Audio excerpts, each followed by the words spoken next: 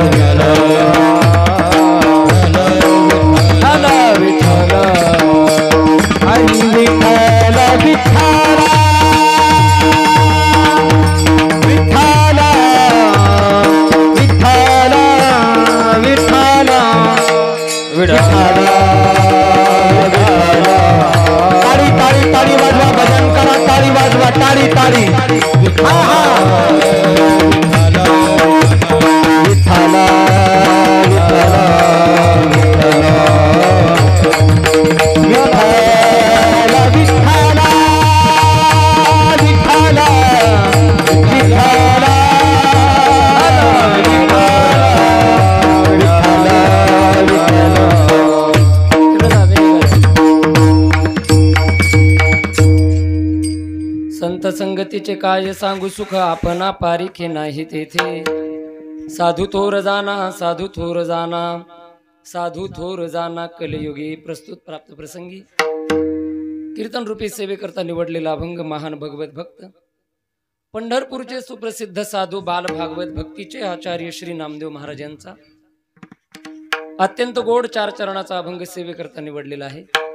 या अभंगाच्या माध्यमातून श्री संत नामदेव महाराज संतांच्या संगतीचं महत्व आणि संतांची काही महत्वाची लक्षणं प्रतिपादन करतायत।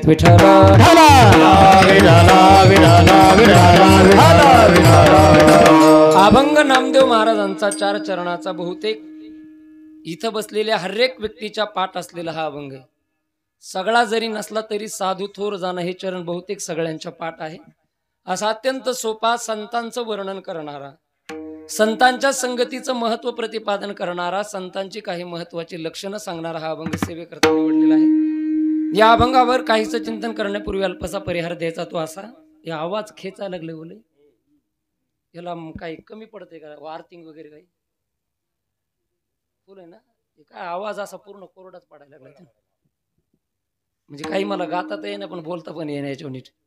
विठ्ठल विठ्ठल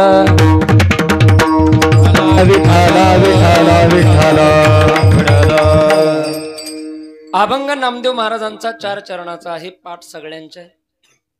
या अभंगावर चिंतन करण्यापूर्वी अल्पसा परिहार द्यायचा तो असा, ठीक आहे आता की आपल्या या पवित्र असणाऱ्या श्री क्षेत्र जायकोची वाडी या गावामध्ये गेल्या अनेक वर्षापासून सुरू असणारा हा भक्ती उत्सव, या उत्सवामध्ये आजच्या या दुसऱ्या दिवसाची सेवा समस्त गावकऱ्याच्या वतीने, तरुण मंडळीच्या वतीने माझ्याकडे सुपूर्द करण्यात आली। कीर्तनाच्या साथीकरता महाराष्ट्रातील ख्यातनाम गुणवान महाराज मंडळी या ठिकाणी उपस्थित आहेत। गोड सुरुवातीला ज्यांनी चाल गायली ते आपल्या परिसराचं जिल्ह्याचं वैभव असणारे हरिभक्तीपरायण ब्रह्मा महाराज येवले आणि त्यांना ज्यांनी साथ दिली आमचे मित्र हरिभक्तीपरायण ऋषी महाराज वाशिंबे आदी करून सगळीच महाराज मंडळी, अंगद महाराज आमचे मित्र या ठिकाणी उपस्थित आहेत। मृदंगाची साथ ज्यांनी दिली ते हरिभक्तीपरायण माऊली महाराज, बरोबर ना। आज 2 माऊली तिथं मृदंग वाजवण्याकरता बरं का। माझ्या बरोबर आलेले आमचे ज्येष्ठ गुरुबंधू हरिभक्तीपरायण माऊली महाराज खोटे तेही या ठिकाणी उपस्थित आहेत। इथं वडवणी तालुक्यामध्ये सोन्नाखोटा त्यांचं गाव, त्या सोन्नाखोटा गावामध्ये आपल्या वारकरी संप्रदायाचा प्रचार प्रसार व्हावा याकरता आपण जे ज्ञान गुरुजींकडून मिळवलं तेच पुढे प्रसारित करावं या उद्देश सुंदर डोळ्यासमोर ठेवून शिवशंभो वारकरी व शिक्षण संस्था त्या ठिकाणी त्यांनी सुरू केलेली आहे। अगदी 2-4 दिवसापूर्वी, आताच थोड्या दिवसापूर्वी भूमिपूजन सोहळा त्या ठिकाणी पार पडला आणि येणाऱ्या जून पासून ते त्या ठिकाणी अध्यापनाचं कार्य करणार आहेत। अनेक विद्यार्थी त्यांच्याकडे येतात, जवळपास 50-60 विद्यार्थ्यांची लिस्ट झाली आहे। अशा आदरणीय माऊली महाराज खोटे तेही या ठिकाणी उपस्थित आहेत। आदी करून सगळीच महाराज मंडळी सगळ्यांच्या चरणाला वंदन स्पर्श करतो मी माझ्या सेवेला सुरुवात करतो। विठ्ठल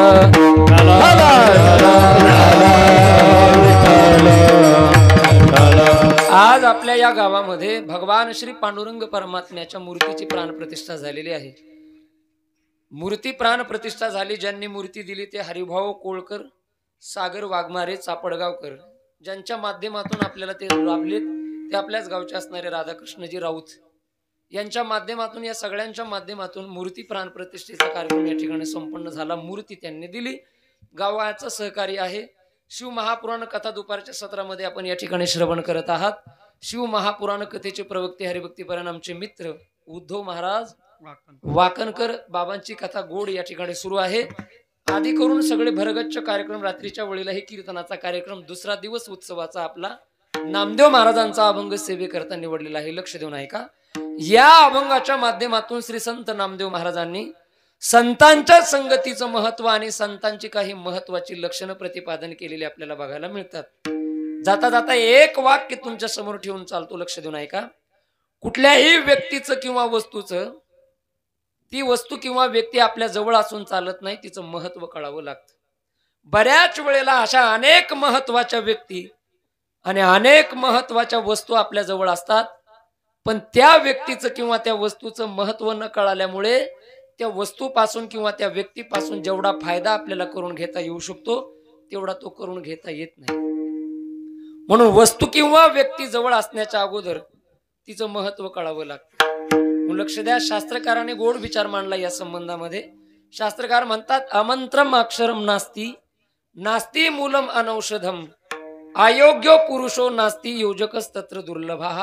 याचा अर्थ असा, शास्त्रकार म्हटले आमंत्रम अक्षरम नास्ती म्हणजे काय, तर या जगामधलं हरेक अक्षर शास्त्रकार म्हटले मंत्र आहे. अक्षर किती आहेत मराठी वर्णमालेमध्ये? मूळाक्षर 36 आहेत, बरोबर ना? आणि वर्ण किती आहेत? झोपा तुम्ही, झोपा, जाताना उठतो तुम्हाला. किती वर्ण आहेत? मूळाक्षर 36 आहेत सगळ्यांनी सांगितलं. पण ऐका, मराठी वर्णमालेमध्ये वर्ण आहेत 52. किती आहेत? 52 वर्ण. माऊली ज्ञानोबारायांनी ज्ञानेश्वरीमध्ये गोड उभी लिहिली. ज्ञानोबाराय म्हणतात, 52 वर्णा परोता कोण जगी मंत्रो आहे पंडुसुता. हे पंडुसुता, हे अर्जुना, अरे 52 वर्णाच्या व्यतिरिक्त या जगामध्ये मंत्र उपलब्ध नाही. म्हणजे मराठी वर्णमालेमध्ये वर्ण किती आहेत? 52 वर्ण आहेत. याच 52 वर्णामध्ये सगळे जगातले मंत्र उपलब्ध आहेत. सगळे मंत्र 52 वर्णामध्येच येतात. पण मला सांगा, हे वर्ण, हे मराठी वर्णमालेमध्ये असलेले अक्षर तुमच्या माझ्या हरेक व्यक्तीच्या पाठ आहेत. एवढे जवळ आहेत आपल्याला बाबा हे वर्ण. मला वाटतं इथं बसलेल्या हरेक व्यक्तीला हे अक्षर पाठ आहेत. अ आ इ ई उ ऊ क ख ळ क्ष ज्ञ इथपर्यंत हरेक व्यक्तीला हे अक्षर पाठ आहेत. पण मला सांगा, महिला असतील, पुरुष मंडळी असतील, आपल्याला मंत्र पाठ आहेत का? चोपदार पाठ आहेत का मंत्र? सगळे मंत्र पाठ नाहीत, पण अक्षर पाठ आहेत. पण मला सांगा, जगामधला कुठलाही मंत्र तुम्ही घ्या, त्या प्रत्येक मंत्रामध्ये अक्षर हेच आहेत की जे अक्षर आपल्या तोंड पाठ आहेत. ज्या अक्षराचा तुम्ही आम्ही लोक रोज सकाळी उठल्यापासून रात्री झोपेपर्यंत ज्या अक्षराचा उपयोग करतो, तीच अक्षर मंत्रामध्ये आहेत. फक्त वेगळ्या वेगळ्या रूपाने ती वापरलेत. अक्षर पाठ आहेत, पण मंत्र आपल्याला पाठ नाहीयेत. एवढे जवळ अक्षर आहेत. मग त्या अक्षराचा उपयोग आपण मंत्र स्वरूपाने उच्चारण्याच्या ऐवजी त्याचा उपयोग करतो आपण एखाद्याला शिव्या द्यायला, एखाद्याची निंदा करायला, नाही का, एखाद्याला वेड वाकडं बोलायला, नळावर भांडणं करायला. कशाचा उपयोग? या अक्षराचा. जे अक्षर रामकृष्ण हरी मंत्रामध्ये असतील, श्री शिवाय नमस्तुभ्यम असेल किंवा गायत्री मंत्र असेल किंवा कुठलाही मंत्र तुम्ही घ्या, तेच अक्षर आहेत की जे आपण रोज एकमेकाला बोलण्यासाठी वापरतो. पण त्या अक्षराचं महत्व आपल्याला कळत नाही म्हणून आपण शिव्या करता त्या अक्षराचा उपयोग करतो. शिव्यामध्ये जे अक्षर आहेत तेच अक्षर आपल्याला मंत्रामध्ये बघायला भेटतात. म्हणून महाराज म्हणतात की नास्ती मूलम अयोग्यम, नाही का, म्हणजे आमंत्रम अक्षरम नास्ती. जगामधला हरेक मंत्र आणि हरेक अक्षर हे मंत्र आहे. उपयोग करता येत नाही आपल्याला, जवळ आहेत आपल्या. तसं संत लोक देखील आपल्या जवळ आहेत, पण त्या संताचं महत्व आपल्याला कळत नाही. पुढे बोलताना शास्त्रकाराने सांगितलं, नास्ती मूलम अनौषधम. याचा अर्थ काय? लक्ष द्या. शास्त्रकार म्हटले, या जगामध्ये तुम्हाला डोळ्याने जेवढे झाड दिसतात त्या प्रत्येक झाडाचं मूळ हे औषध आहे. गोदावरी तुमच्या शेजारूनच वाहते नाही का, गोदाकाठचे तुम्ही सगळी मंडळी आहात, झाडं भरपूर आहेत आपल्याला गोदाकाठामध्ये। या मंडपाच्या बाहेर पडल्यानंतर जेवढे डोळ्यांनी तुम्हाला झाडं दिसतात त्या प्रत्येक झाडाचं मूळ हे औषध आहे। पण घोटाळा असा आहे की कोणत्या झाडाचं मूळ कोणत्या रोगावरती औषध म्हणून चालतं याचं ज्ञान आपल्याला नाही। नाही तर हरेक झाडाचं मूळ हे काय बाबा, औषध आहे। प्रत्येक झाडाचं मूळ, अनेक झाडाच्या मुळाची तुम्हाला महती मला सांगता येईल, पण चलता चलता फक्त एका झाडाचं सांगतो पुढे चालतो। लक्ष देऊन ऐका एका झाडाचं महत्व। पाठीमाग ब्रह्मा महाराज एक 2-3 वर्षापूर्वी टीव्ही वरती एक प्रोग्राम आम्ही बघितला, साधना चॅनल नावाचं एक चॅनल आहे टीव्हीवर, त्याच्यामध्ये रामदेव बाबाचा आयुर्वेद दर्शन नावाचा एक प्रोग्राम लागतो। त्या आयुर्वेद दर्शन मध्ये रामदेव बाबांनी एका झाडाचं महत्व सांगितलं। काय म्हटले, एक झाड कोणतं, तर ते झाड तुमच्या माझ्या बघण्यामधलं आहे। पिंपळाचं झाड माहिती आहे ना, पिंपळाचं झाड, आणि त्या पिंपळाचं पान केवढं असतं, केवढं असतं पिंपळाचं पान बघ, असं एवढं लांब ना, सुपासारखं केवढं असतंय मग, हा तळ हाता एवढं, तळ हाता एवढं पिंपळाचं पान, जे की आपल्या आजूबाजूला घराच्या अवतीभोवती कुठेतरी आपल्याला रोज बघायला भेटतं। ते पान आपल्याला माहितीये, पण त्या पानाचं महत्व माहितीये का, काय महत्व लक्ष नाही का। ते म्हटले एखाद्या माणसाला जर विषारी साप चावला, एखाद्या माणसाला जर विषारी साप चावला तर काही नाही, एकच काम करायचं, पळत पळत पळत पळत जायचं, 2 पिंपळाची पानं तोडायची, ज्या माणसाला साप चावला त्या माणसाच्या कानाला अशी वरून ती पानं लावायची। एक 5-10 मिनिटानंतर माऊली ती पानं हिरवी असलेली काळी पडते, परत फेकून द्यायची ती, परत 2 घ्यायचे, परत त्या माणसाच्या कानाला वरून लावायची, परत ते काळी पडते, परत 2 घ्यायचे। असे 20-25 पानं घेतल्यानंतर ज्या माणसाला साप चावला त्या माणसाच्या शरीरातलं संपूर्ण विष पिंपळाच्या पानामध्ये जातं आणि माणूस वाचतो। कशाचं महत्व आहे हे, पिंपळाच्या पानाचं महत्व आहे हे। कोणाला जर खोटं वाटलं तर उद्या प्रयोग करून बघा, मी साप आणतो तुम्ही पानं आणा, नाही का, नाही खोटं वाटेल तुम्हाला पण हे खरं बरं का। पण ऐका, साप चावल्यानंतर तुम्ही आम्ही लोक डॉक्टरकडे तर जातोच आणि जायलाच पाहिजे, पण जात असताना प्राथमिक उपचार म्हणून करून बघायला काय हरकत आहे का, ही क्रिया याला काय खर्च आहे का, ही क्रिया जात असताना ऍम्ब्युलन्स मध्ये करून बघायला काय हरकत नाही। हे झालं पिंपळाच्या पानाचं महत्व त्यांनी सांगितलं। असे अनेक महत्व आपल्याला सांगता येतील। मी तुम्हाला चालता चालता अजून एका गोष्टीचं महत्व सांगतो, माझ्या मुख्य विषयाकडे वळतो, लक्ष देऊन ऐका। आपल्या हिंदू संस्कृतीमध्ये अनेक सण आपण साजरे करतो, अनेक सण पैकी सगळ्यात महत्वाचे 2 सण आहेत, आता होऊन गेले काही दिवसापूर्वी। कोणते 2 आहेत, दिवाळी आणि त्याच्या आधी येणारा दसरा दिवाळी, हे अत्यंत महत्वाचे सण आहेत आपल्या हिंदू संस्कृतीमधले। तर लक्ष द्या, दिवाळीचं सोडा पण दसऱ्याचं सांगतो। दसऱ्याच्या दिवशी तुम्ही आम्ही लोक शिलांगण खेळायला बाहेर पडतो ना, मंदिराकडे जावं लागतं आपल्याला, गावाच्या बाहेर कुठेतरी जावं लागतं ना सीमोल्लंघन करण्याकरता।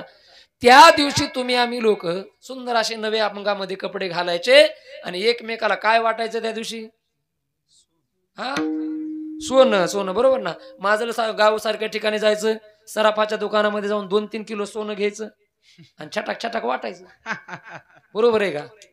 कसं आहे मग, सोनं म्हणून काय वाटतो त्या दिवशी आपण, बरोबर, कशाची पानं, आपट्याची पानं। का वाटतात सोनं म्हणून आपट्याची पानं, काय माहिती, आमचा आजा वाटायचा, आमचा बाप वाटीत होता म्हणून आम्ही वाटायला लागलो।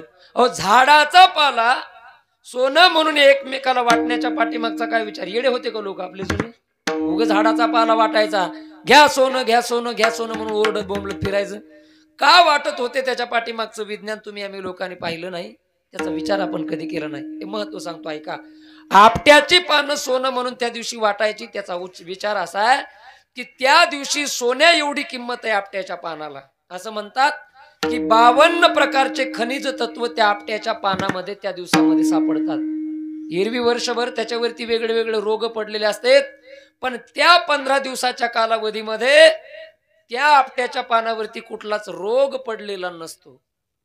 आणि त्या 15 दिवसाच्या कालावधीमध्ये जर तो पाला ओरबडून आणला, घरामध्ये सावलीला वाळवला, त्याची बारीक पावडर करून जर बरणीमध्ये ठेवली आणि रोज 1-2 चमचे अर्धा चम्मच जर ती पावडर खाल्ली तर शास्त्र असं सांगतं, आयुर्वेद शास्त्र, की माणसाच्या शरीरामधले 250 ते 300 प्रकारचे रोग निवृत्त करण्याची ताकद त्याच्यात आहे, त्या आपट्याच्या पानात. तुमचे गुडघे दुखी असेल, सांधे दुखी असेल, वात असेल, अनेक रोग निवृत्त करण्याची ताकद आपट्याच्या पानामध्ये आहे. म्हणून आपले जुने लोक एकमेकाला सोनं म्हणून तो आपट्याचा पाला वाटायचे, हे त्याच्या पाठीमागचं कारण आहे. मग मला सांगा, 52 प्रकारचे खनिज तत्व त्याच्यामध्ये सापडतात.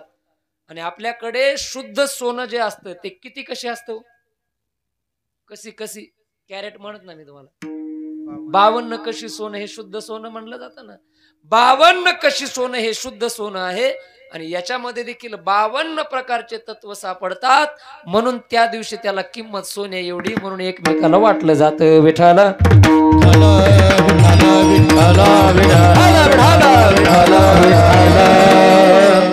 म्हणजे सोन्या एवढी किंमत त्याला आहे. म्हणून आपली लोक वाटायचे, हे महत्व आपट्याच्या पानाचं माहित होतं का आपल्याला? जुनी लोक एकमेकाला आपट्याचा पाला वाटला की ते खात असायचे, खायचे. आता आपण काय करतोय? खिशात घालतो आणि कुठं टाकून देतोय? पत्रावर टाक, नदीत टाक, उखांड्यावर टाक, हे चाललंय आपलं. पण एवढं महत्व त्या आपट्याच्या पानाचं आहे. म्हणून आपली लोक पूर्वीच्या काळामध्ये वाटायचे. हे महत्व आहे. महत्व कळावं लागतं महाराज. नास्ती मूलम अनौषधम, हरेक झाडाचं मूळ, डोळ्याने दिसणाऱ्या हरेक झाडाचं मूळ शास्त्रकार म्हटले औषध आहे. महत्व आपल्याला कळत नाही, जवळ आहे. तशा अनेक व्यक्ती आपल्या जवळ असतात, पण त्या व्यक्तीचंही महत्व कळत नाही महाराज आपल्याला. ब्रह्मा महाराज, तुमच्या सगळ्यांच्या माहितीचं, तुमच्या सगळ्यांना पाठ असलेलं, माहित असलेलं एक उदाहरण सांगतो, लक्ष देऊन ऐका. अशा अनेक व्यक्ती असतात. तसं माझं गाव येतं बीड तालुक्यामध्ये, बेडकुची वाडी नावाचं छोटं गाव आहे माझं. तर त्या बेडकुची वाडी गावामध्ये फार मोठे गायक होऊन गेले माऊली महाराज. तुमचा परिचय असेल कदाचित. त्यांचं नाव आहे वैकुंठवासी भजन रत्न गुरुवर्य नागोराव अण्णा जाधव. माझे गुरु आहेत ते, प्रथम गुरु आळंदीला. अण्णांनीच मला ठेवलं गुरुवर्य भाऊंकडं. तर लक्ष द्या, आमच्या गावामध्ये एवढं मोठं रत्न जन्माला आलं नागोराव अण्णासारखं, की वारकरी संप्रदायामध्ये वारकरी चालीचा खजिना हा अण्णासारखा अजून बघायला भेटत नाही, नाही का? तसा आवाज आता हयात असणारे वैष्णव टाळकरी जनार्दन स्वामी वाघुरेकर आणि अण्णा यांची जोड होती, नाही का? महाराष्ट्रामध्ये एकाचं नाव काढलं की दुसऱ्याचं आपोआप तोंडामध्ये येतं. नागोराव म्हटलं की स्वामी आलेच, आणि स्वामी म्हटलं की नागोराव अण्णा आलेच. एवढी ती जोड महाराज. काय कष्ट केले त्या लोकांनी आपल्या परिसरामध्ये. बीड जिल्ह्यामध्ये पारमार्थाचं रोप त्यांनी लावलं, पारमार्थ त्यांनी वाढवला. परिणामी त्याच पारमार्थ रूपी वृक्षाचे फळ आपण तरुण मंडळीत साकतोय. त्यांनी पाणी घातलंय त्या वृक्षाला, नाही का? त्या वृक्षाला असे ते नागोराव अण्णा. पण लक्ष द्या, अण्णा जोपर्यंत जिवंत होते, 12, 13, 14 वर्ष झाले अण्णा आमच्या मधून गेलेत निघून, पण अण्णा जोपर्यंत जिवंत होते तोपर्यंत अण्णाचं महत्व आमच्या परिसराला कळालं नाही कळालं परिसराला महत्व. परिसराला सोडा, आमच्या गावाला पण अण्णाचं महत्व कळालं नाही. जर अण्णाचं महत्व आमच्या गावाला कळालं असतं, गावाला सोडा आम्हालाच नाही कळालं, जर अण्णाचं महत्व आम्हाला कळालं असतं तर अण्णाच्या जवळच्या गवळणीच्या चाली, अण्णाच्या सगळं ती म्हणण्याची ठेवण, ह्या सगळ्या चाली आम्ही शिकून घेतल्या असत्या. पण अण्णा जिवंत होते तोपर्यंत आम्ही ते शिकून घेतलं नाही ना. अण्णा गेल्यानंतर त्या चालीचं, त्या गवळणीचं महत्व कळतं. आता त्याचा उपयोग आहे काही? आता त्याचा उपयोग नाही. म्हणून लक्ष देऊन ऐका, व्यक्ती जवळ आहे तोपर्यंतच तिचं महत्व कळावं. एकदा व्यक्ती निघून गेली नंतर महत्व कळून उपयोग नसतो. विठाला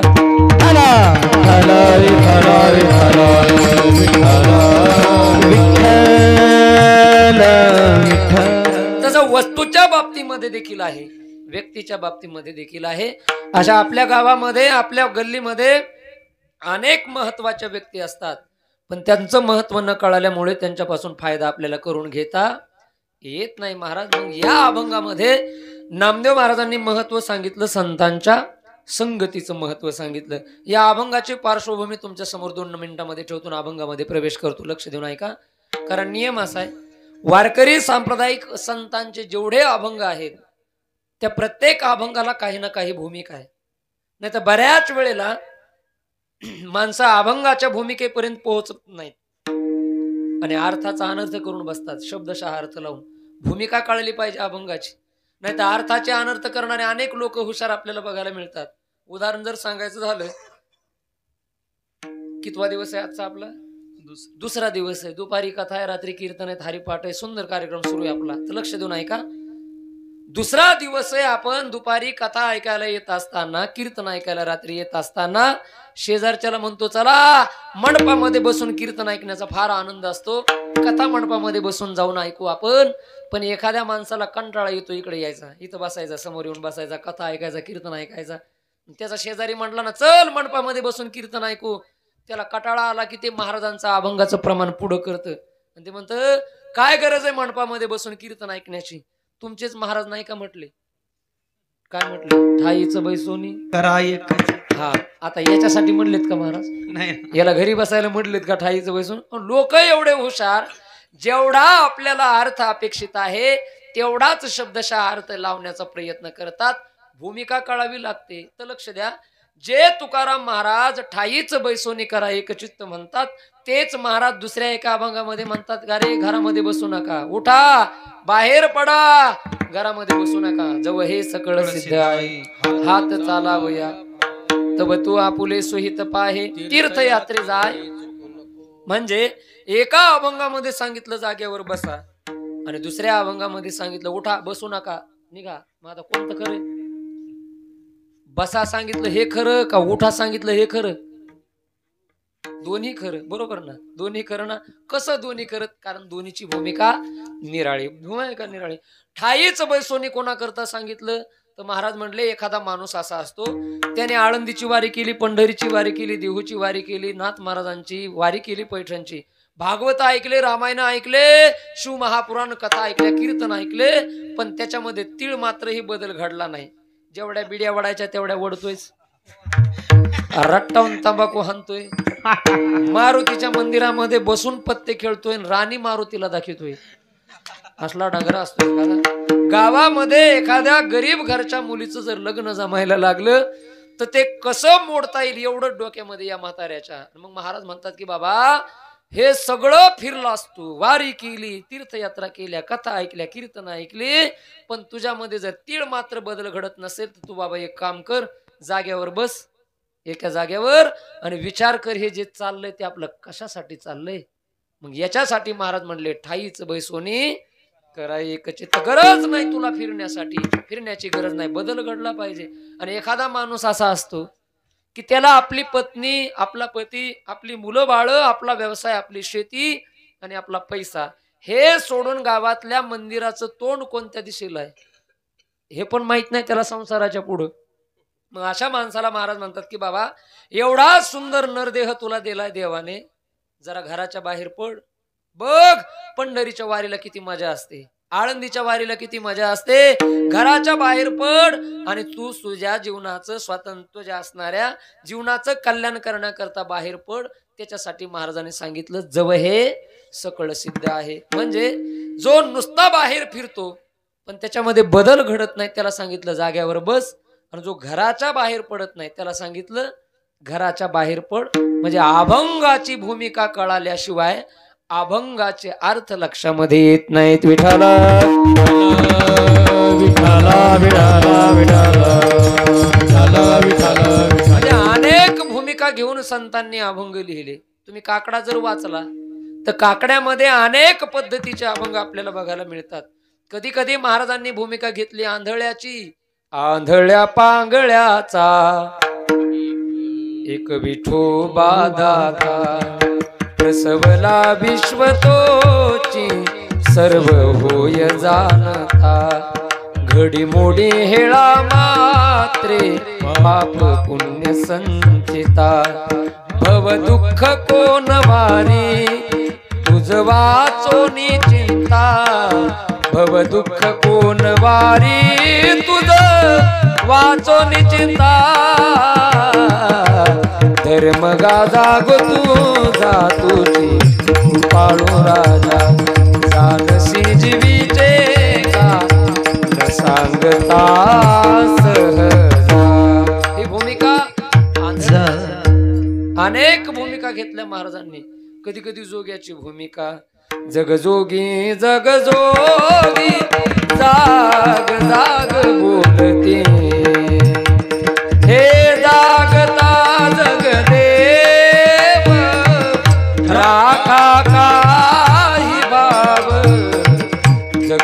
जोगी जग जोगा जाग जाग बोलके हा जग जोगी जग जोगी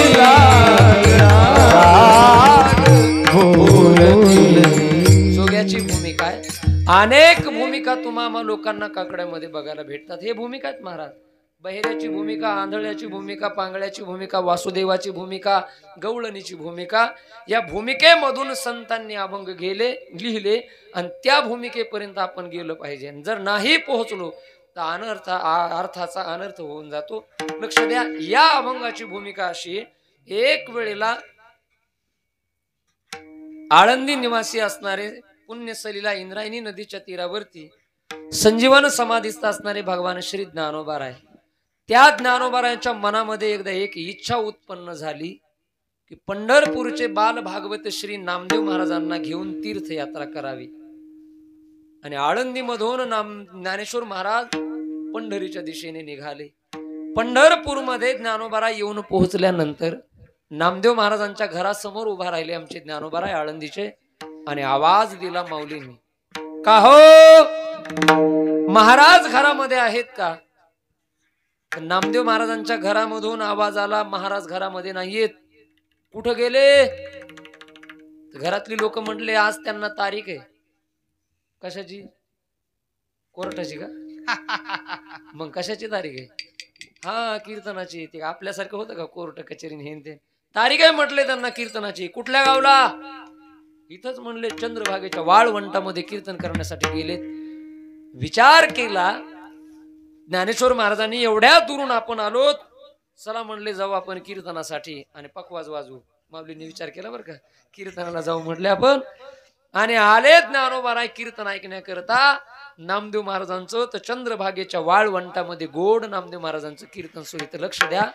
त्या वाळवंटामध्ये एवढं सुंदर कीर्तन सुरू होतं नामदेव महाराजांचं. कसं होतं ऐका. आपल्या मराठवाड्यामधल्या महान संत, महिला संत, गंगाखेड निवासी असणाऱ्या श्री संत जनाबाई महाराज, त्या जनाबाईने अत्यंत सुंदर शब्दामध्ये नामदेवाच्या कीर्तनाचं वर्णन केलंय. ऐकायचंय ना तुम्हाला कीर्तन का झोपायचं? ऐकायचं ना? ऐका. की एवढं गोड कीर्तन केलं त्या जनाबाईंनी, शब्दामध्ये वर्णन केलं. ते प्रमाण जरी आपण म्हटलं तरीही संपूर्ण कीर्तन आपल्या डोळ्यासमोर उभा राहतं. जनाबाई म्हणतात ऐका, किती गोड होतं नामदेव महाराजांचं कीर्तन. एकच टाळी झाली चंद्र भागे वाळवंटे, चंद्र भागे वाळवंटे. हा एकच टाळी झाली भागे वाळवंटे, चंद्र भागे वाळवंटे. हा टाळी टाळी, एक टाळी वाजवा सगळ्यांनी. अभंगामध्ये जनाबाई महाराजांनी एक टाळी असा शब्द वापरलाय. एकच टाळी झाली चंद्र भागे वाळवंटे, हा चंद्र भागे वाळवंटे. एकच टाळी झाली चंद्र भागे वाळवंटे, चंद्र भागे वाळवंटे. हे माझा ज्ञान राजा, माझा ज्ञान राजा गोपाळ राहिला ह्या वाटी, गोपाळा ह्या वाटी. नामदेव कीर्तन करी पुढे देवनाचे पांडुरंग, पुढे देवनाचे पांडुरंग. नामदेव कीर्तन करी पुढे देवनाचे पांडुरंग, पुढे देवनाचे पांडुरंग. नामदेव कीर्तन करे पुढे देवनाचे पांडुरंग, पुढे देवनाचे पांडुरंग. नामदेव कीर्तन करे पुढे देवनाचे पांडुरंग.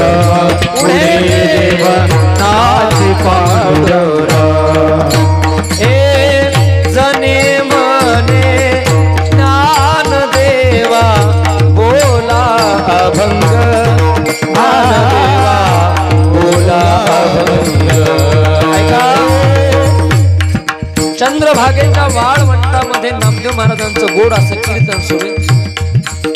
नामदेव महाराजांनी डोक्याला फेटा बांधलाय, कमरेला उपरण, गळ्यामध्ये विना, संपूर्ण संत मंडळी त्या ठिकाणी टाळ घेऊन उभा आहेत। मृदंग वाजवण्याकरता प्रत्यक्ष गोरोबा काका। आता ऐका, कीर्तनामध्ये चाल कुणी म्हणायची हे सांगण्याचा अधिकार महिला संत जनाबाई महाराजांकडे। जनाबाईंनी बघितलं आळंदीचे माऊली ज्ञानोबाराय आले। जनाबाई माऊलींना म्हटल्या, माऊली एवढ्या दुरून आलात, एक काम करा, आता घ्या टाळ आणि मनाचा ए जनी मने ज्ञानदेवा बोला अभंग, ज्ञानदेवा बोला अभंग। हा नामदेव कीर्तन करी पुढे देव नाचे पांडुरंग, पुढे देव नाचे पांडुरंग। नामदेव कीर्तन करी पुढे देव नाचे पांडुरंग, पुढे देव नाचे पांडुरंग, नाच पांडुरंग। नामदेव कीर्तन करी पुढे देवनाचे पांडुरंग, पुढे देवनाचे पांडुरंग। देव नाचायला लागला कीर्तनामध्ये येऊन। एवढं गोड कीर्तन नामदेव महाराजांचं त्या वाळवंटामध्ये सुरू होतं। लक्ष द्या, आपण प्रमाण नुसतं म्हटलं तर आपल्या डोळ्यासमोर नामदेवाचं कीर्तन उभं राहिलं। ज्या वेळेला प्रत्यक्ष हे घडलं असेल, लोकांची काय अवस्था झाली असेल। विटेवरचा भगवान कीर्तनामध्ये येऊन नाचायला लागला, कारण कीर्तनामध्ये रंगच तेवढा आला होता, नाही का? कीर्तनामध्ये रंग आला, एवढा रंग आला कीर्तनामध्ये, कारण कीर्तनामध्ये रंग आला त्याचं कारण आहे कीर्तनामध्ये चाल गोड झाली। आणि कीर्तनाचा रंग कशावर अवलंबून आहे? गायनावर, चालीवर अवलंबून आहे महाराज, गायक लोकांवरती, नाही का? हे गायक वादक जर असतील तरच खऱ्या अर्थाने कीर्तनाला रंग आहे, नाही का? गायकाचं वादकाचं फार मोठं महत्व। आता वादक म्हणजे कीर्तनाचा प्राण आहे, नाही का? कीर्तनाचा प्राण आहे। त्या अलीकडे आता जे एक सप्ताह सुरू बघा सध्या, नाही का? कोणता सप्ताह सुरू सध्या? ते डे सुरूच ना वेगळे वेगळे, रोज डे, कुठं हाग डे, काय बरेचसे डे आलेत, नाही का? पखवाजाचा कुठलाच डे नसतो, त्याला फक्त एकच आहे, गेन दे, बेस दे, आवाज दे, ट्रबल दे, बस त्यांचा एवढाच चाललाय, नाही का कार्यक्रम? कारण त्यांचं खऱ्या अर्थाने हे सगळं महत्व याच्यावर आहे। मुद्दा माझा इथे आहे का, कीर्तनामध्ये रंग येतो वादक गायक असल्यानंतर, गायनामध्ये खऱ्या अर्थाने रंग आहे। आणि त्या कीर्तनामध्ये रंग आला का आला? कोण होतं चाल म्हणायला? हो, चाल म्हणायला कोण होतं? लक्ष द्या, आता आमच्यासारखे गायक, उदाहरणार्थ आपल्याकडे ब्रह्मा महाराज आहेत, ऋषी महाराज आहेत, अंगद महाराज आहेत, हे महाराज आहेत, आधी करून सगळेच या लोकांनी कीर्तनामध्ये चाली म्हटल्या तर कीर्तनामध्ये रंग येतो। आपल्याला वाटतं कीर्तन होऊ नये, पण यांचं गाणं आहे का, नाही का? आमच्यासारख्या गायकांनी गायल्यानंतर, पण आमच्यासारखे लाखो गायक ज्या माऊली ज्ञानोबारायाच्या चरणाजवळ बसून तयार होतात, ते माऊली ज्ञानोबाराय कीर्तनामध्ये चाल म्हणायला रंग आला नसेल का? एवढा कीर्तनाला रंग आला, एवढा रंग आला, त्याचा परिणाम विटेवरचा भगवान कीर्तनामध्ये येऊन नाचायला लागला। धन जगी तोची एक हरी रंगी नाचे, धन जगी तोची एक हरी रंगी नाचे, धन जगी तोची एक हरी रंगी नाचे, धन जगी तोची एक हरी रंगी नाचे। राम कृष्ण वासुदेवा सता स्वर वाचे, धन जगी तोची एक हरी रंगी नाचे, धन जगी तोची एक हरी रंगी नाचे। राम कृष्ण वासुदेवा सता स्वर वाचे, धन जगी तोची एक हरी रंगी नाचे, धन जगी तोची एक हरी रंगी नाचे, हरी रंगी नाचे, हरी रंगी नाचे। धन्य जगी तोचे हरी रंगी नाचे, के देव कीर्तनामध्ये येऊन नाचायला लागला, कारण चाल म्हणण्याकरता माऊली ज्ञानोबाराय होते। हे अभंग बोलता रंग कीर्तनी भरला प्रेमाचे निछंदे विठू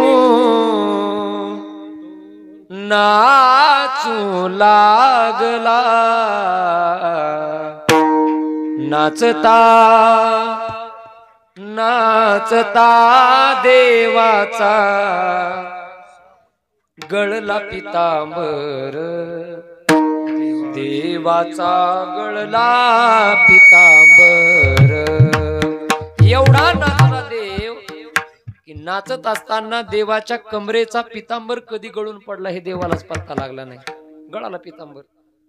आणि मला वाटतं त्या दिवसापासून एक पद्धत सुरू झाली असावी बरं का माऊली महाराज. कोणती पद्धत?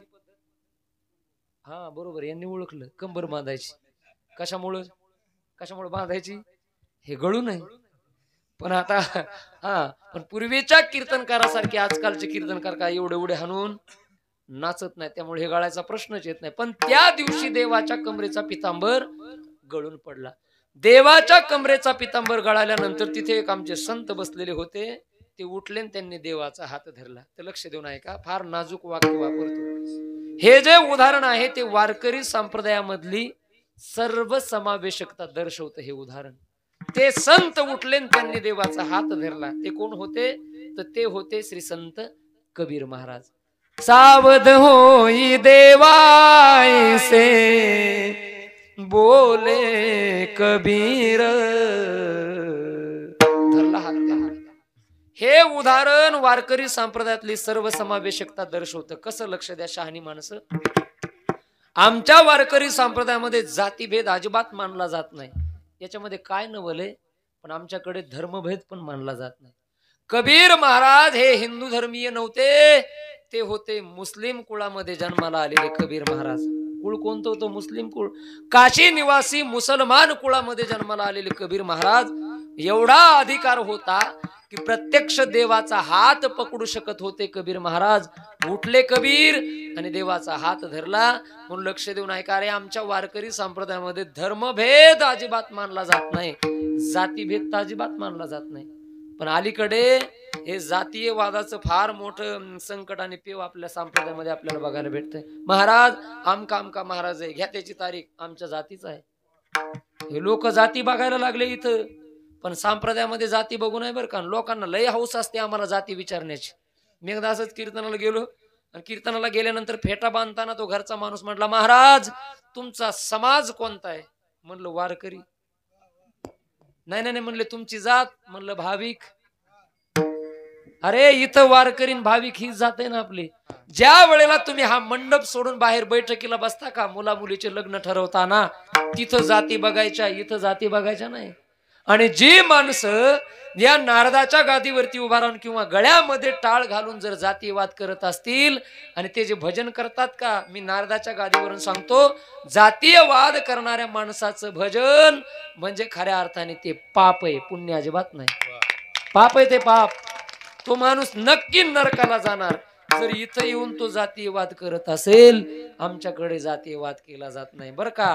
700 वर्षापूर्वी भगवान श्री ज्ञानोबारायांनी 18 पगड जातीमधले संत एकत्रित केले आणि वारकरी संप्रदायाची निर्मिती केली. मेळविले मांदी वैष्णवांचे. अरे हरेक जातीमधला संत एकत्रित केला आणि माऊली ज्ञानोबारायांनी आपल्या बरोबरीला त्या संतांना बसवलं. ही क्रांती 700 वर्षापूर्वी ज्ञानोबारायांनी केली. पाया रचला वारकरी संप्रदायाचा. इथं जाती बघायच्या नाही. इथं एकच जात, ती जात म्हणजे भाविक, ती जात म्हणजे वारकरी. वारकरी अधिकार एवढा कबीरांचा की कबीर देवाचा हात धरू शकत होते. धरला हात आणि कबीरांनी सांगितलं, देवा किती नाचताय, खाली बघा जरा. देव म्हणले काय झालं? पितांबर गळाला तुमच्या कमरेचा, खाली बघा. देवाला सावध केलं. एवढं गोड कीर्तन झालं नामदेवाचं. विना दुसऱ्याकडे दिला नामदेव महाराजांनी. आणि विना दुसऱ्याकडे दिल्यानंतर त्यांच्या भेटीला भगवान श्री ज्ञानोबाराय आलेत हे कळाल्यानंतर माऊली ज्ञानोबारायांना लोटांगण घातलं. त्या कालावधीमध्ये नामदेवांनी नामयाचे भेटी ज्ञानदेव आले, लोटांगण घातले नामदेवे. नामदेवांनी लोटांगण घातलं आणि विचारलं, माऊली एवढ्या दूर कसं काय येणं केलं? माऊली म्हटले काही नाही महाराज, तुम्हाला बरोबर घेऊन तीर्थयात्रा करायची भारतामधली. कधी निघायचं बोला. तीर्थयात्रा शब्द ऐकला आणि नामदेव महाराज थोडे स्तब्ध झाले. कारण तीर्थयात्रा म्हणजे आजकालची नव्हती, ट्रॅव्हल्सनी किंवा रेल्वेनी गेले 8 दिवसातून आले सगळा भारत फिरून, असं होतं का? पायी तीर्थयात्रा करायची, अनेक दिवस लागणार. मग एवढे दिवस देवाला सोडून मी कसा राहू, असा मनामध्ये विचार आला. आणि नामदेव महाराज म्हटले, नामा म्हणे स्वामी विठोबासी पुसा, आज्ञा देईल शिरसा वंदिन त्याशी. तुम्ही विठोबाला विचारा. गेले 2 जण, हातामध्ये हात घातला, पांडुरंगाकडे गेले. पांडुरंगाकडे रावळामध्ये आल्यानंतर देवाने विटेवरून खाली उडी मारली, स्वागत केलं दोघांचं. आणि माऊलींना विचारलं, कसं काय येणं केलं माऊली? काही नाही देवा, तुमच्या नामदेवाला बरोबर घेऊन तीर्थयात्रा करायची भारतातली. अडचण काय? येत नाही ती. नामदेव महाराजांच्या चेहऱ्याकडे बघितलं देवाने आणि देव हसला. आणि हसून भगवान परमात्मा त्या नामदेव महाराजांना म्हणायला लागले, हसोनी पंढरीनाथ पाहे नाम्याकडे, म्हणे नवल केवडे भाग्य तुझे, प्रत्यक्ष परब्रह्म मूर्ती ज्ञानदेव करीतसे आदर संगतीचा. अरे नाम्या, काय मोठं भाग्य लेखा तुझं. प्रत्यक्ष परब्रह्म मूर्ती असणारे भगवान श्री ज्ञानोबाराय तुझ्या संगतीची अपेक्षा व्यक्त करतायत. जा त्यांच्या बरोबर. तरीही जाऊ वाटेना नामदेव महाराजांना. का? एक निष्ठता होती पांडुरंगाच्या विषयी, जाऊ वाटेना. जाऊ वाटेना त्यांना. मग काय करावं? ऐकत नाही नामदेव महाराज. मग देवाने थोडा विषय बदलला. देव म्हटले, नाम्या, अरे मला आणि ज्ञानोबारायला तू वेगळं समजू नकोस. मी म्हणजेच ज्ञानोबाराय आणि ज्ञानोबाराय म्हणजेच मी. देव म्हणे नाम्या पाहे, देव म्हणे नाम्या पाहे, देव म्हणे नाम्या पाहे, देव म्हणे नाम्या पाहे. ज्ञानदेव मीची आहे, ज्ञानदेव मीची आहे, तो आणि मी नाही तुझा, तो आणि मी नाही तुझा.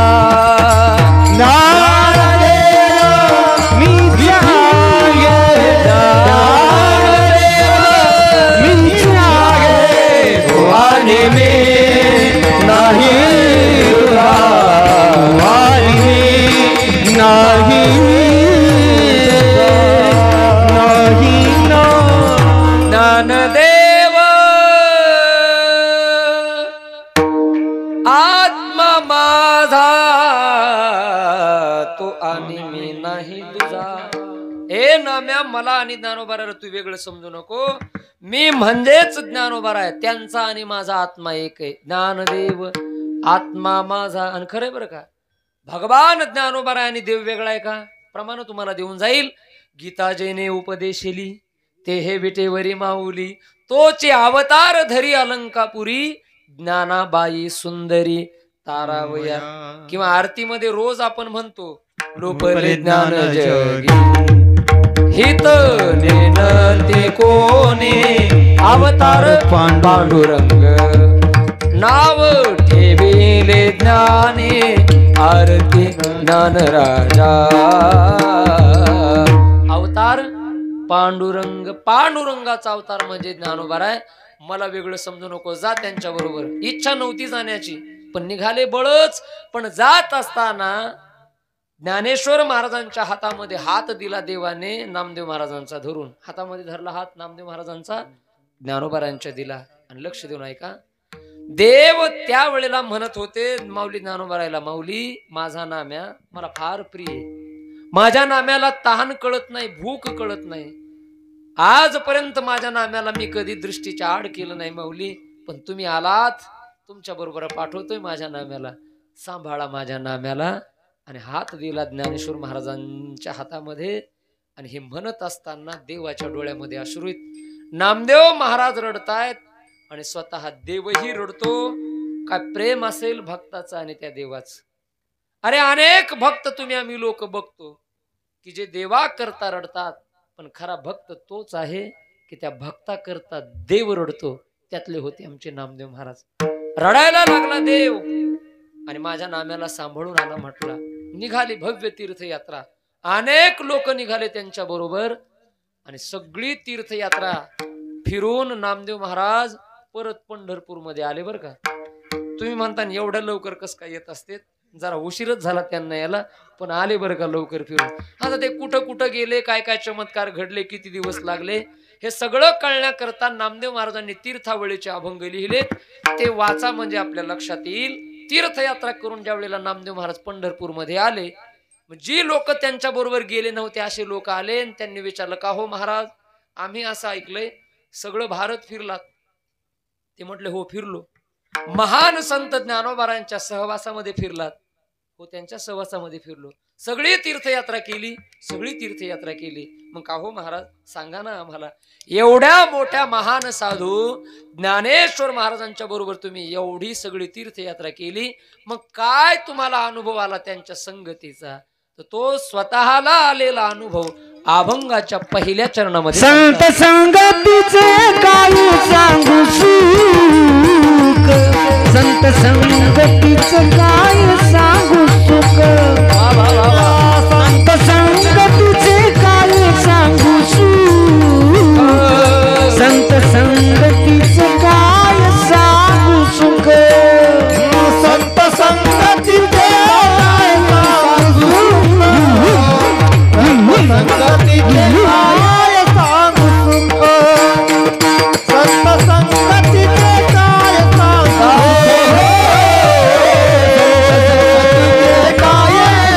सुख, संत संगतीचे काय सांगू सुख, संत संगतीचे काय सांगू सुख, संत संगतीचे काय सांगू सुख, संत संगतीचे काय सांगू सुख, संत संगतीचे काय सांगू सुख, संत संगतीचे काय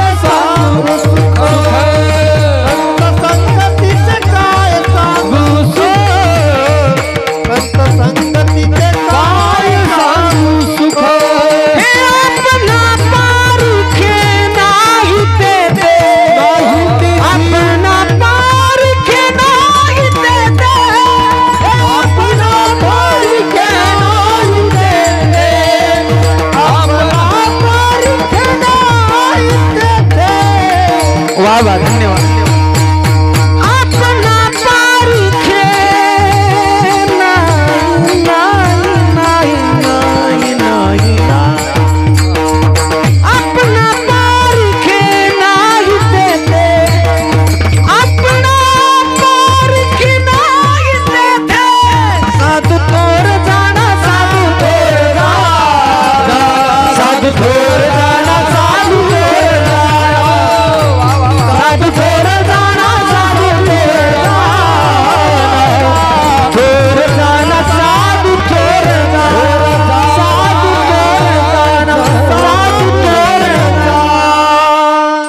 संतांच्या संगतीमध्ये आलेला अनुभव अभंगाच्या पहिल्या चरणामध्ये नामदेव महाराजांनी प्रगट केला. काय अनुभव आला, तर त्या अनुभवाचं वर्णन शब्दामध्ये करता येणार नाही, एवढं सुख आम्हाला त्या संतांच्या संगतीमध्ये प्राप्त झालं. म्हणतात, संत संगतीचे काय सांगू सुख.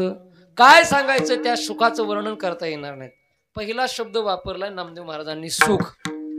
सुख शब्द वापरलाय, संतांच्या संगतीमध्ये आम्हाला प्राप्त झालं. तर लक्ष द्या, सुख किती प्रकारचं आहे, तर प्रामुख्याने दोन प्रकार पडतात सुखाचे. एक आहे व्यावहारिक सुख आणि दुसरं आहे पारमार्थिक सुख. कोणतं सुख त्यांना नेमकं मिळालं?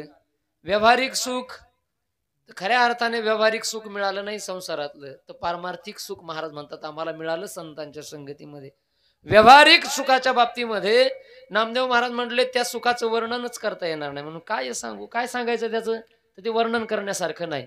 पण पारमार्थिक सुख जे आहे ते पारमार्थिक सुख काय सांगू, तर त्या सुखाचं वर्णन शब्दामध्ये होणार नाही, असं ते सुख आम्हाला प्राप्त झालं, पारमार्थिक सुख. 1 मिनिटामध्ये व्याख्या सांगतो ऐका.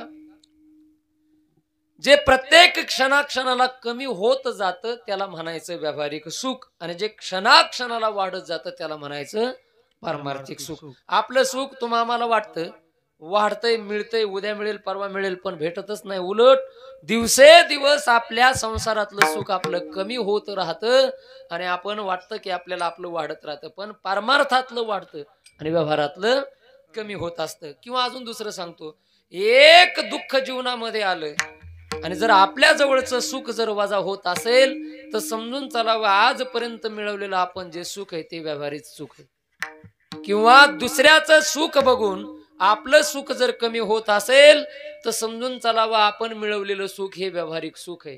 कळण्याकरता सांगतो तुम्हाला एक उदाहरण आहे का. 10वी 12वीचे पेपर झाले, 12वीचे पेपर, आणि आपल्या गावासारखं सुंदर गाव, जायकूच्या वाडीसारखं गाव, एक गल्ली, अशी गल्लीमध्ये मोठे मोठे वाडे जुन्या काळातले, आणि एक वाडा दुसऱ्या वाड्याच्या असा समोरासमोर वाडा, दोन्हीही वाड्यामधले पोरं 12वीला बाबा शिकत होते. समोरासमोर वाडे, उजव्या हाताचा वाडा आणि डाव्या हाताचा वाडा. 12वीचे पेपर झाले, पेपर झाल्यानंतर दोन्हीही वाड्यातले पोरं 12वीला शिकत होते. पहिलीपासून 12वी पर्यंत बरोबरच अभ्यास केलेला, एकाच वर्गामध्ये शिकलेली पोरं कॉलेजला बरोबर जायचे. आणि परीक्षा झाली बोर्डाची 12वीचे पेपर, निकालाचा दिवस जवळ आला, निकाल लागला दुपारी 1:30च्या दरम्यान. इंटरनेटवरती ऑनलाईन निकाल लागला पोराचा. एका वाड्यातल्या समोरच्या वाड्यातल्या बापाने निकाल बघितला पोराचा ऑनलाईन. तर निकाल बघितल्यानंतर एवढा खुश झाला तो बाप, पोराला मार्क पडले होते 85. मी सांगतोय कशा करता ऐका. दुसऱ्याचं जास्त सुख बघितल्यानंतर आपलं सुख जर वजा होत असेल, कमी होत असेल, तर समजून चालावं आपण मिळवलेलं सुख ते व्यावहारिक आहे. 85% मार्क पडले पोराला 12वीला. कमी आहेत का 85? न कॉपी करता, चिटिंग करता. बीड जिल्ह्यातले नव्हते आपल्या ते. आपल्याकडं 90 आणि 95 तर सहज जातं पोरग. शिक्षकच कॉप्या पुरवायला असते, त्यामुळे 90-95 काय आपल्याला एवढं नाही. पण न कॉपी करता, न चिटिंग करता 85% सायन्सला मार्क पडले पोराला 12वीला. एवढा आनंद वाटला त्या बापाला. कुठला क्लास लावला नाही, काही नाही, 85. एवढा आनंद, एवढा आनंद. भावाला आनंद, बहिणीला आनंद, आईला आनंद, बापाला आनंद. तो त्याचा बाप बाहेर पडला, मिठाईच्या दुकानदाराकडे गेला, सुंदर पेढे आणले आणि सगळ्या गावामध्ये वाटले. घरामध्ये सगळ्या सदस्याच्या हातावरती पेढा दिला आणि हा आनंदामध्ये हसून ते पेढे खाणार होते. पण पेढे खाणार त्याच वेळेला समोरच्या वाड्यामधला पोरगा हातामध्ये पेढ्याचा बॉक्स घेऊन यांच्या वाड्यात घुसला. हे आनंदी होते का नाही? हे आनंदी होते. किती मार्क पडले होते त्यांच्या पोराला? बोला ना. 85. आनंदी होते. पेढा हातावर होता. पण त्याच वेळेला समोरच्या वाड्यातला पोरगा आला, हातामध्ये पेढ्याचा बॉक्स. काका घ्या पेढा, काकू घ्या पेढे, दादा पेढे घे म्हणत आला. आणि ज्या वेळेला तो मध्ये आला त्यावेळेला यांच्या घरातल्या माणसाने विचारलं, का रे बाळू तुला किती मार्क पडले? तो म्हटला, काका मला 90% मार्क पडले. किती पडले?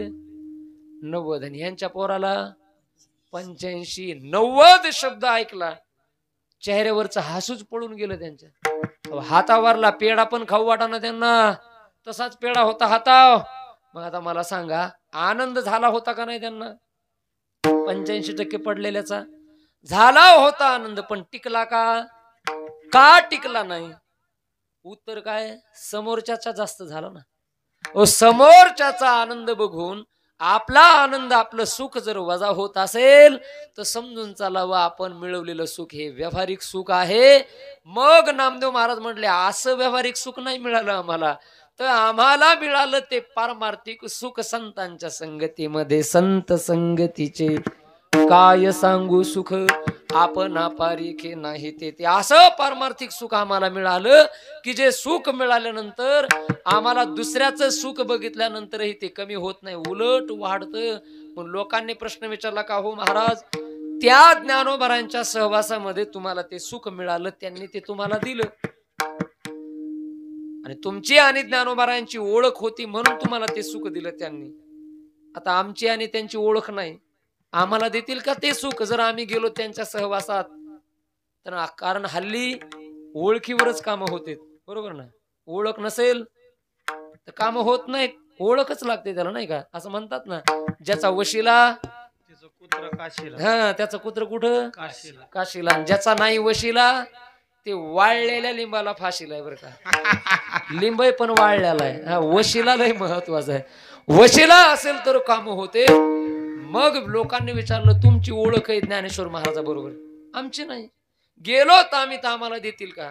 अरे जा, कुणीही गेलं तरी तुम्हाला ते सुख मिळेल. त्याचं उत्तर दिलं पहिल्याच चरणाच्या उत्तरार्धामध्ये, आपणा पारिखे नाही तेथे. अरे त्यांच्या जवळ कुणीही गेलं तरी त्यांना ते सुख देतात, कारण संतांच्या जवळ आपलं आणि परक हा भाव नसतो.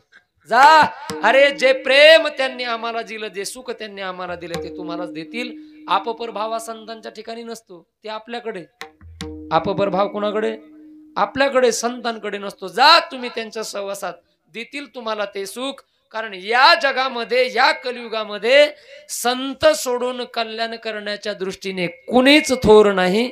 अभंगाचं दुसरं चरण. साधू थोर जारा, साधू थोर जारा, साधू थोर जारा, साधू थोर जारा, साधू थोर जारा, साधू थोर जारा, साधू थोर जारा, थोर जारा, साधू थोर जारा, साधू थोर जारा, साधू थोर जारा,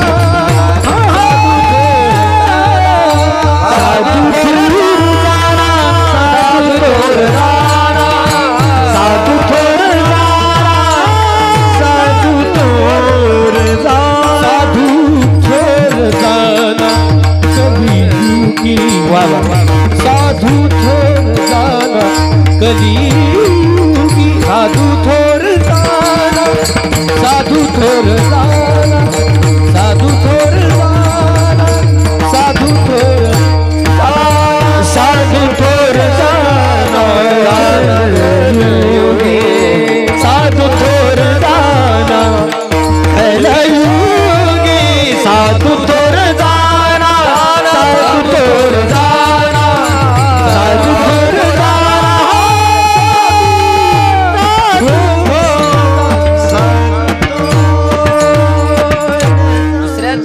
महाराज म्हणतात, साधू थोर जाना, साधू थोर जाना, साधू थोर जाना कलियुगी. कसे आहेत साधू? तर कल्याण करण्याच्या दृष्टीने साधू हे जगामध्ये थोर आहेत. 3 वेळेला शब्द वापरला महाराजांनी, साधू थोर, साधू थोर आणि साधू थोर. इथे एक द्विरुक्ती नावाचा दोष आपल्याला आलेला बघायला मिळतो. कारण नियम असा आहे शास्त्राचा, एकच गोष्ट दोनदा सांगू नये. इथं तर कितीदा सांगितली? 3दा सांगितले. काय गरज आहे 3 वेळेला साधू थोर शब्द वापरण्याची? एक वेळेला साधू थोर आहेत असं म्हणून चाललं नसतं का? 3 वेळेला साधू थोर, साधू थोर, साधू थोर म्हणण्याच्या पाठीमागचा उद्देश काय? या शंकेचं निरसन करतो, लक्ष देऊन ऐका. 3 वेळेला साधू थोर हा शब्द वापरण्याच्या पाठीमागचं कारण असं आहे, साधू हे 3ही कालामध्ये थोर आहेत म्हणून 3 वेळेला शब्द वापरला. साधू भूतकाळामध्ये थोर होते, साधू वर्तमानामध्ये थोर आहेत आणि साधू भविष्यामध्ये पुढे थोर राहणार आहेत. याकरता 3 वेळेला शब्द वापरला, साधू थोर जाणार. किंवा साधू तुमच्या माझ्यासारख्या सामान्य माणसापेक्षा साधू हे थोर आहेत. साधू इंद्र चंद्राधिक ब्रह्माधिक देवापेक्षा साधू थोर आहेत. आणि साधू सगळ्यात मोठा असलेला भगवान परमात्मा, त्या परमात्म्यापेक्षाही साधू थोर आहेत. याकरता 3 वेळेला शब्द वापरला, साधू थोर जाणार. किंवा अजून एक आहे आपल्याकडे, निश्चया करता वापरला 3 वेळेला. असं म्हणतात ना, 1 सप्ताह केला तर थांबू नये. कमीत कमी किती करावेत? 3. बरोबर ना. 1 वारी केली तर थांबू नये. कमीत कमी किती वाऱ्या कराव्यात? नाही का? 1 कथा भागवताची लावली तर 1 थांबू नये. कमीत कमी 3 हा आकडा निश्चया करता, नाही का? निश्चया करता. अजून एक, आपण आता सगळे शेतकरी माणसं आहेत. आपल्या शेतामध्ये ज्या वेळेला माल पिकतो ना, शेतामधलं धान्य माल निघल्यानंतर आपण कुठेतरी बाजारामध्ये घेऊन जातो तो माल विकण्यासाठी.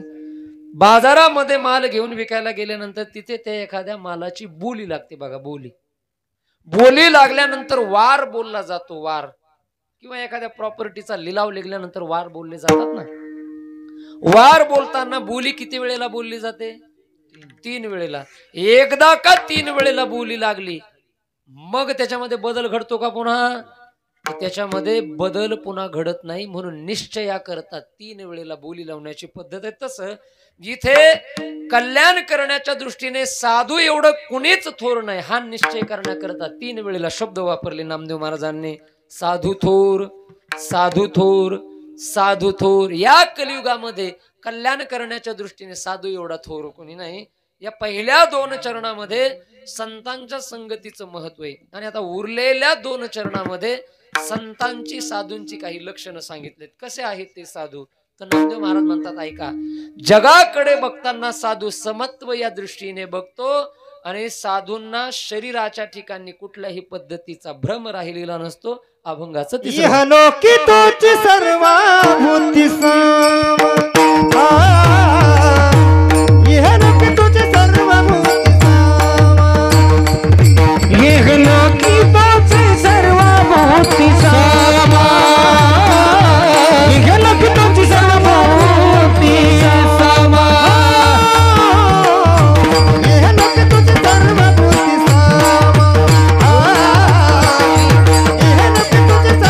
साम. वाह.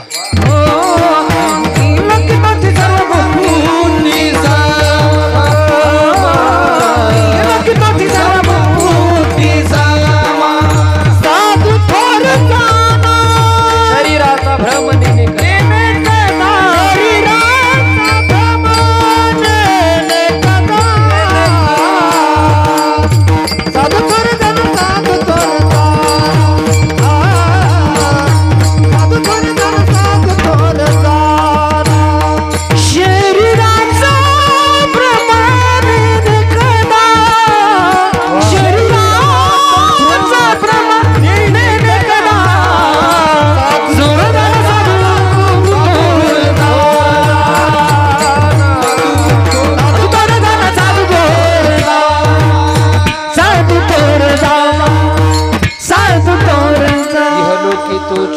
सर्वाभूती सम. लक्षण सांगितले साधूंची. कसा आहे साधू? जगाकडे दृष्टी टाकताना साधूची समत्व या अंगाने दृष्टी. जगाकडे साधू समत्व दृष्टीने बघतो, विषमता नाही साधूच्या दृष्टीमध्ये. कसा सम बघतो साधू जगाकडे बघताना? तर लक्ष द्या. साधू विचार करतो की या जगामध्ये जेवढे प्राणी आहेत त्या सगळ्या प्राणी मात्रामध्ये आत्मतत्व हे एकच आहे. जो आत्मा पुरुषांच्या देहामध्ये आहे तोच आत्मा स्त्रियांच्या देहामध्ये. जो आत्मा स्त्री पुरुषांच्या देहामध्ये आहे तोच आत्मा एखाद्या बैलाच्या देहामध्ये, एखाद्या डुकराच्या देहामध्ये, मांजरीच्या देहामध्ये, गायीच्या देहामध्ये. आत्मतत्व सगळीकडे एकच परमात्मा, तो वेगळ्या वेगळ्या. ममई वंश जीव लोके जीवभूत सनातन. तोच भगवान परमात्मा अंश रूपाने नटलेला आहे. साधू भेद दृष्टी ठेवत नाही, तर साधू समत्व या दृष्टीने जगाकडे बघतो. हे पहिलं लक्षण साधूचं सांगितलं. दुसरं लक्षण 3ऱ्या चरणामध्ये असं सांगितलं, शरीराचा भ्रम नेने कदा. शरीराच्या ठिकाणी 2 प्रकारचा भ्रम तुम्हा लोकांना झालाय. 2 प्रकारचा भ्रम कोणता आहे? लक्ष द्या. पहिला भ्रम आहे तुम्हा लोकांना झालेला की हे शरीर माझ आहे, आणि दुसरा भ्रम झाला हे शरीर मी आहे. हा भ्रम आहे आपला. हे शरीरही माझं नाही आणि मीही शरीर नाही. शरीर आपलं आहे का? नाही. मग जी वस्तू आपली असते ते आपलं ऐकत असते. शरीर आपलं ऐकतंय का? झोपले का सगळे? बोला ना. शरीर ऐकतंय का आपलं? शरीर ऐकत नाही आपलं. आपण जन्मल्यापासून मृत्यू येईपर्यंत माझं माझं माझं माझं माझं माझं शरीर म्हणतो, पण शरीर आपलं ऐकत नाही. आपल्याला भरपूर वाटतं की आपले केस पांढरे होऊ नये. ऐकतेत का? डाय केल्यावर ऐकत नाहीत ते. 15-20 दिवसात खालून लगेच पांढरे व्हायला सुरुवात होते. केस नाहीत ऐकत आपल्याला. आपल्याला भरपूर वाटतं आपल्या दाताने राजीनामा देऊ नये, दात पडू नये असं वाटतं ना प्रत्येकाला. पडतेत का नाही? पडतेत दात नाही का? आपल्याला भरपूर वाटतं की आपले गुडघे दुखू नयेत. वाटतं का नाही बाबा?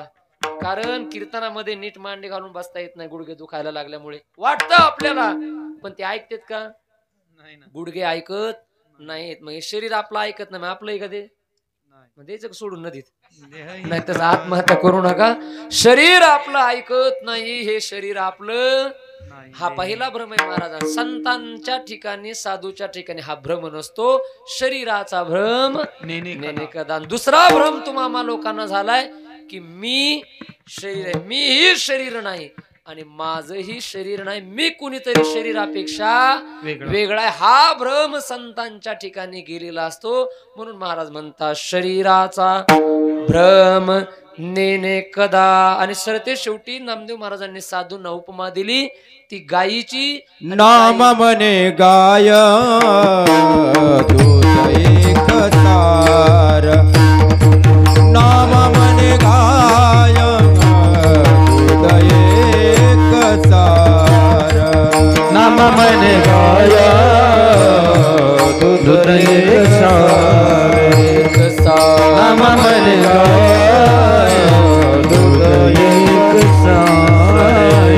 शरीराचा भ्रम साधू निरंतर वर्ते तैसा. वर्ते तैसा. वा वा वा. साधू निरंतर व्रते तसे. साधू दूर जाना.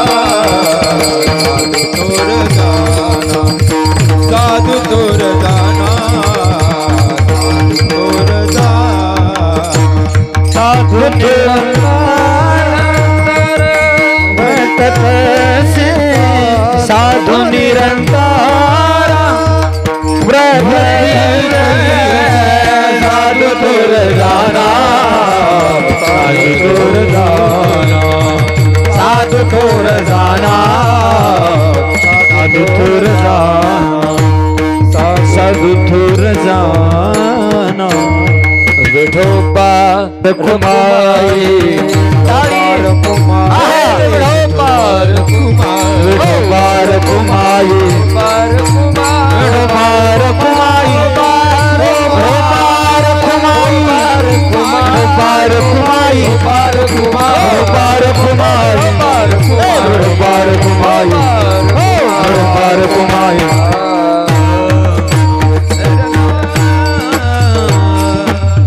नामा म्हणे गाय दूध एक सार.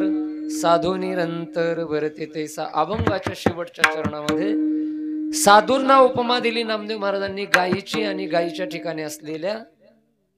पांडुरंगाचा फोन आला काय म्हातारीला? ते आलत ना काय ते. हॅलो मी पांडुरंग बोलतोय. हो द्या म्हातारीचं एकदा, नंतर करू आपलं सुरू. हो द्या म्हातारीच्या एकदा. विठ्ठल विठ्ठल विठ्ठल विठाला विठाला विठाला. काय चाललं होतं आपलं? मना कीर्तन वाजलेत 11. सोड आता, कवर चालू देतो. इकडे लक्ष द्या. शेवटच्या चरणाचा अगदी 1 मिनिटामध्ये अर्थ सांगतो आणि थांबतो.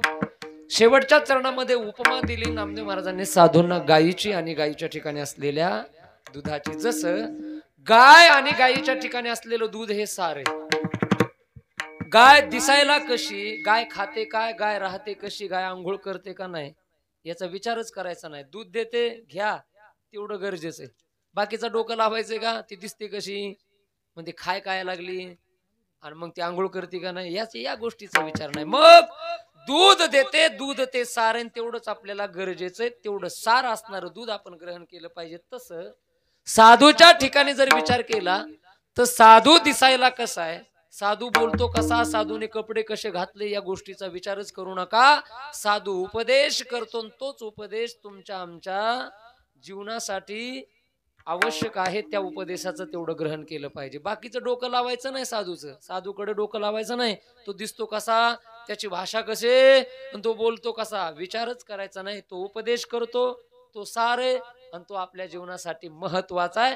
प्रत्येक प्रांत बदलला की साधूची भाषा बदलते, पण साधूचा उपदेश कधी बदलत नाही. म्हणून साधूंचा उपदेश हा महत्वाचा आहे, तो सार आहे आणि तो आपण ग्रहण करण्याचा विचार केला पाहिजे. नामा म्हणे गाय दूध एक सार, साधू निरंतर भरते तैसा. ज्ञानेश्वर माऊली ज्ञानराज माऊली ज्ञानेश्वर माऊली. जय जय जय जय जय ज्ञानेश्वर माऊली. जय जय जय ज्ञानेश्वर माऊली. जय जय जय ज्ञानेश्वर माऊली.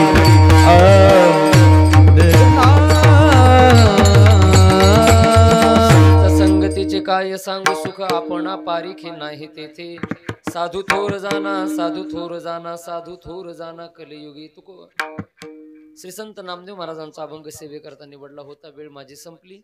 नामदेव महाराजांच्या अभंगाचा विचार तुमच्या समोर मांडण्याचा प्रयत्न केला. झालेली सेवा देवाच्या चरणी समर्पित करून याच ठिकाणी सेवेला पूर्ण विराम देतो. आपल्या गावचं ग्रामदैवत असणाऱ्या जायकू आई जायकू आईच्या चरणारविंदी सेवा समर्पित करतो. उत्तम असणारी या ठिकाणी शिव महापुराण कथा सुरू आहे. संपूर्ण गाव एकत्रित येऊन या गोदा तीरावरती गोड असा हा उत्सव या ठिकाणी करत, त्याबद्दल गावकऱ्यांना सगळ्यांना धन्यवाद देतो. उपस्थित माता भगिनी पुरुष मंडळी सगळ्यांच्या चरणाला वंदन स्पर्श, सगळ्यांच्या चरणावरती सेवा समर्पित करून या ठिकाणी सेवेला पूर्ण विराम. चुकला असेल, बुद्धीचे दोष बरोबर वाटला असेल, श्री हरिभक्तीपरायण परमपूज्य आदरणीय गुरुवर्य भाऊ अर्थात पंडित महाराज क्षीरसागर अध्यक्ष कुंभार गुरुजी वारकरी शिक्षण संस्था आळंदी देवाची त्यांचं आहे, त्यांचं म्हणून श्रवण करा. ही सगळीच आमची गुरुबंधू महाराज मंडळी या ठिकाणी उपस्थित राहिली. या सगळ्यांच्याही चरणाला स्पर्श करतो, सगळ्यांच्या चरणारविंदी सेवा समर्पित करून या ठिकाणी थांबतो. 2 मृदंग वादक या ठिकाणी उपस्थित आहेत. महाराष्ट्रामध्ये आणि देशामध्ये ज्यांचं नाव आहे पंडित सुरेश दादा तळवरकर नाही का, फार मोठे नाही महात्मे, त्यांचे पट शिष्य आदरणीय आमचे मित्र कृष्णा दादा सोळंके, आमच्या जवळच गाव आहे. आणि त्या कृष्णा दादांचे शिष्य असणारे आपले माऊली महाराज नाही का. मला बरं का माऊली तुमचं वादन ऐकलं, त्यांचीच झलक वाटली तुमच्या हातामध्ये. आम्ही तिथं तुमचा हात ऐकला आणि त्या हाताची नजाकत, त्याची ती स्पष्टता, या सगळ्या गोष्टी बरोबर जसं नाही का म्हणतात ना, ते गुरुजींचा अंश जो शिष्यामध्ये दिसत असतो तो माऊलींकडे दिसतोय. म्हणजे कृष्णा दादा सारखंच त्यांचं वादन, त्यांची उत्तरोत्तर प्रगती व्हावी, तुमचे सगळ्यांचे आशीर्वाद त्यांना मिळावे अशी तुमच्या चरणी मी प्रार्थना करतो. त्यांच्याच तुळीचे असणारे आमचे गुरुबंधू हरिभक्तीपर्यंत माऊली महाराज खोटे. मी सुरुवातीला सांगितलं की सोन्ना खोटा नावाचं गाव वडवणी तालुक्यामध्ये, तिथं शिवशंभो वारकरी शिक्षण संस्था या नावाने ते येत्या जून मध्ये त्या ठिकाणी संस्था त्या ठिकाणी ओपन होत आहे, त्यांची सुरू होत आहे. आणि काही दिवसापूर्वी आता भूमिपूजन सोहळा पार पडला. तेही फार मोठ्या गुरूंचे शिष्य आहेत. आदरणीय श्री हरिभक्तीपर्यंत महाराष्ट्रातील फार मोठे मृदंग वादक जगदाळे गुरुजी, तुम्ही नाव ऐकलं नाही का, केशव गुरुजी जगदाळे, त्यांचे शिष्य आमचे माऊली महाराज कोटे, भरत महाराज पठाडे, ही सगळी त्यांची गुरुबंधू मंडळी, शिष्य मंडळी अशी माऊली